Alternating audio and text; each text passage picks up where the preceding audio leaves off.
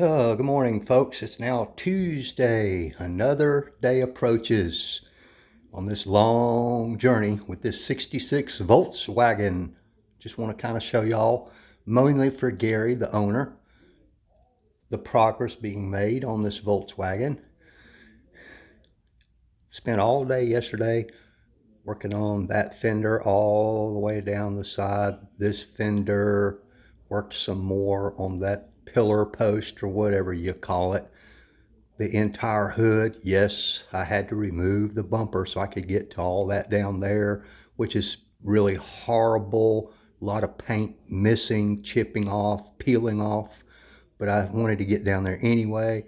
I removed that blinker, side marker, whatever you want to call it, on the hood so I could get all in there. Worked a little bit more on that trim piece. If you guys are enjoying this, please hit that subscribe button for me, and that way you'll get notified of all the updates on all the cars and new stuff that I post on YouTube.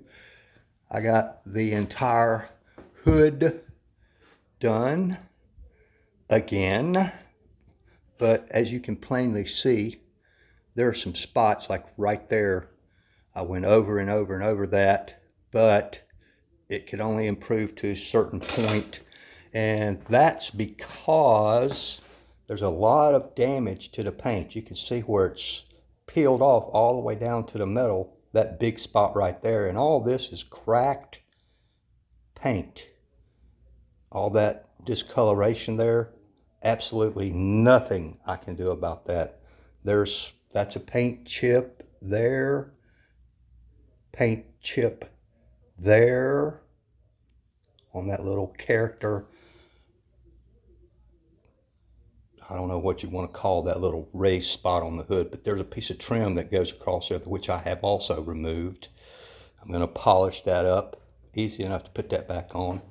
So today, I also hit the side of the hood here, and that's a really deep scratch, folks. It goes way, way down in there. Nothing I can do about that. And there's some, you can see there's still some cloudy part there on this part of the hood, which there's no motor under there, so I'm still going to call it the hood just for reference. But I went over that several times, and it just will not go away. But you know, from a distance, out of direct light, it looks pretty good. But this is another area where the clear coat restore might work pretty good, Gary, because when you wet it, and you can see when I wet it, it disappears. And according to their information, what your car looks like wet is what it will look like after you put clear coat restorer on there. So there's a lot of spots like that I think the clear coat restorer will help a lot. Now today, I may hit that again real light just to see if it changes anything. I've removed the mirror off the other side. I'm gonna remove this mirror so I can get into all this little area here.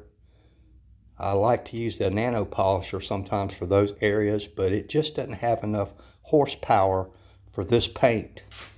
I wanted to take this off because it makes it difficult to get into some of this area too, but I can't figure out how to get it off.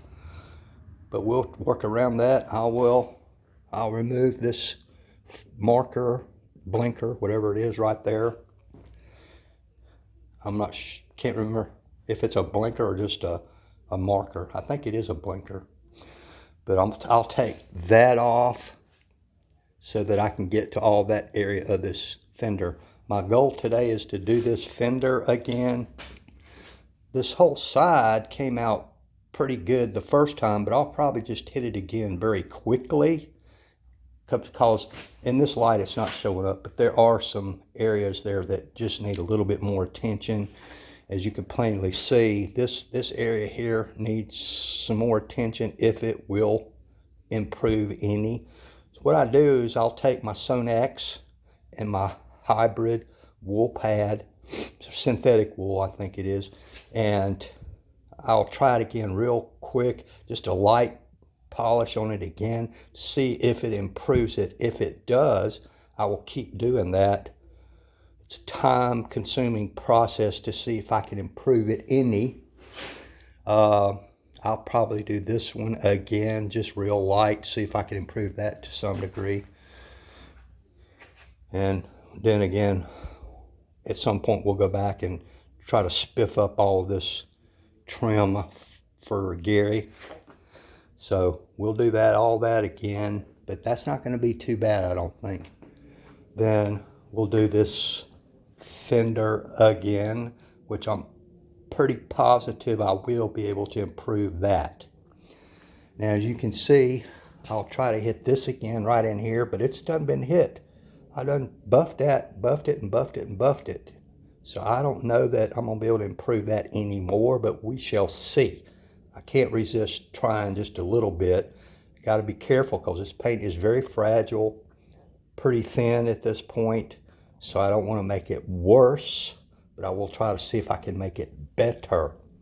That's by doing just a real light one pass over it, wipe the residue off, and then see if it improved it any. If it did, then I'll do it again and again and again until I'm satisfied that that's as far as it can go. As many of you remember, we did the trunk, this half over here, and I did hit some of this again, but as you can see, there's still a lot of discoloration there. The problem is this is not oxidation on top of the paint. It's the problem's down in the paint, under the clear coat or the top layer of paint.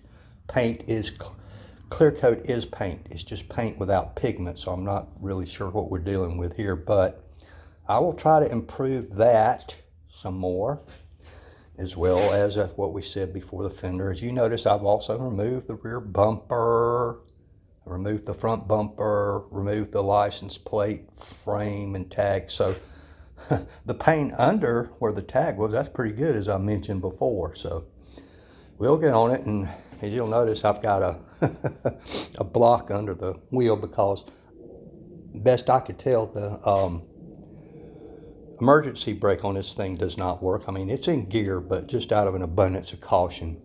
It's just like anytime you raise the vehicle up, I raise it up high enough to put the jack stands under it, even if it's going to be for a moment. Safety first, folks, safety first. So we'll try to improve that. All that up in there is not too bad. I'll probably hit the entire roof again, Gary, just because it improved dramatically. And some of that's just shadows and where the light's hitting. The roof is not too bad, but I do want to hit it again, just quickly, just to see if it improves. If it's not improving any, then I'll stop. And after all that's done, folks, then what I plan to do, I had planned on using a one-step polish, an AIO1 they call it, and finish down a little bit. But I think as far as getting scratch, deep stuff out, I've probably maxed out on most of this car, or will have by the time I get done with this compounding. So then I'll probably go straight to the Sonax, I think it's called Perfect Finish. It's a polish, and I'll use a polishing pad, what they call a finishing pad, which is very soft, very unaggressive, but it does have some polishing ability, but it's very, very light. It's just to take out basically the buffer marks, buffer swirls, that sort of thing that you leave behind when you're using a rotary buffer, which is, you expect that, but that light polishing will remove all of that. And so what you're left with is a clear picture of what you have done before that. And then I may have to go back and do some spot work on certain areas of the vehicle. And like I said, if there is time, I want to try to do some touch up on these spots that are chipped all the way down to the metal and that sort of thing. Like there's one there. My touch up, this is a metal flake paint, which is part of the problem. My research tells me that when paint oxidizes, which my understanding is there's really no such thing as that with the newer paints, the modern paints, but that is a substitute term really for sun damage, UV rays and UVA, UVB rays, blah, blah, blah. And metal flake, when it oxidizes, and it will, the flakes in the metal will, then it becomes extremely difficult, if not impossible, to improve that to perfection because the metal flakes are down in the paint. I think some of that is part of the problem here because this car has been used and abused and buffed improperly. All kind of who knows what all products used on this by someone who did not know what they're doing. Improper washing. It has obviously been run through a number of commercial car washes. The paint job was poor to begin with. There's a lot of damage to the paint. Lots of improper, I think it's a combination of all those things. In many places, the paint has just broken down completely.